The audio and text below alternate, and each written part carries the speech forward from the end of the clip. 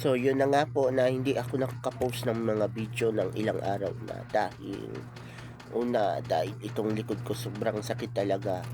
At sa panahong ito, hindi po ako nakakalakad.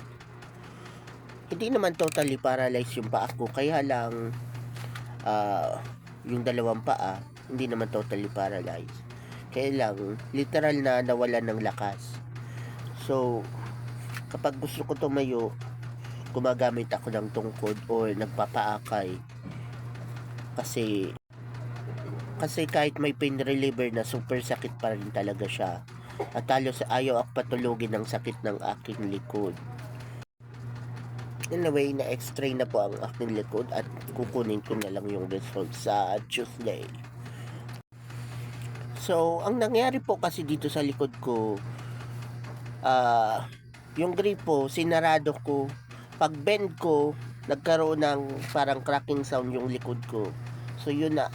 Sobrang sakit na hanggang ngayon. So, dahil sobrang sakit, so akala ko okay lang. Kaya pa naman. So pinahilot. Nung pinahilot, so medyo pagpunta ko dun sa manghihilot, so super kibad po ako. Hindi ko kaya straight yung likod ko. So ngayon, hinilot. Okay naman, na straight ko na po yung likod ko. Kaya lang, hindi ko talaga kaya mag-bend. Di ko kaya yumuko. I don't know why. Kaya nag-decide na ako na pumunta sa Legazpi Hospital at magpa-check up. At yun, in-x-ray na po ako doon at makukuha ko sa Tuesday result.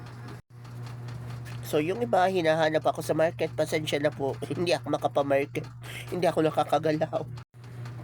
So parang ang injury ko, base doon sa sinasabi ng doktor, para daw sa lower back, yung sa spine, yung sa tailbone. I don't know. And actually hanggang ngayon, namamaga pa rin ang aking likod. Anyway, dati naalala ko natapilok ako, tapos yung paa ko sa ankle. So, yun, nakakalakad pa ako noon. Tapos na-experience ko rin na sumakit yung tuhod ko, namaga tuhod ko. Nakalakad pa naman ako noon. Pero itong namamaga likod na parang sa spinal cord na, nahihirapan talaga ako maglakad. So, no choice ako. Gagamit ako ng tungkod. Pero kahit may tungkod na, mga ilang steps lang para akong matutumba. So, yung pa ako po, hindi naman siya totally paralyzed kasi nakakalakad naman. Or nagagalaw ko naman pero nahihirapan ako maglakad.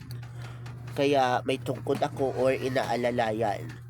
So, wala pa akong idea kung ano pwede kong gawin. Ang super sakit talaga niya. Wow! Ang pakiramdam ko, yung likod ko ay mayroong siyang tinatawag. Kung i-experience ko, kung i-describe ko, walang katapusang pulikat. At namamaga pa talaga ang likod ko. And I don't know why. Super tigas ng mga muscle ko sa likod. Para siyang, alam mo yun, na pag pinupulikat, parang tumitigas yung muscle. So, ganun. Anyway, may mga tao na naman magsasabi sa akin na nag-acting lang daw ako, ayaw kong gumalaw-galaw. Hindi nga po ako makagalaw. Ay, ewan. Ay, grabe kayo. May nagsabi pa mag-jogging daw ako. Hindi nga po ako makalakad. Paano ako makajogging? Oh my God. Anyway, kung may idea po kayo kung ano pwedeng gawin sa likod ko, thank you. I will accept your idea. Kung pwede naman i-apply, why not, di ba? Salamat po.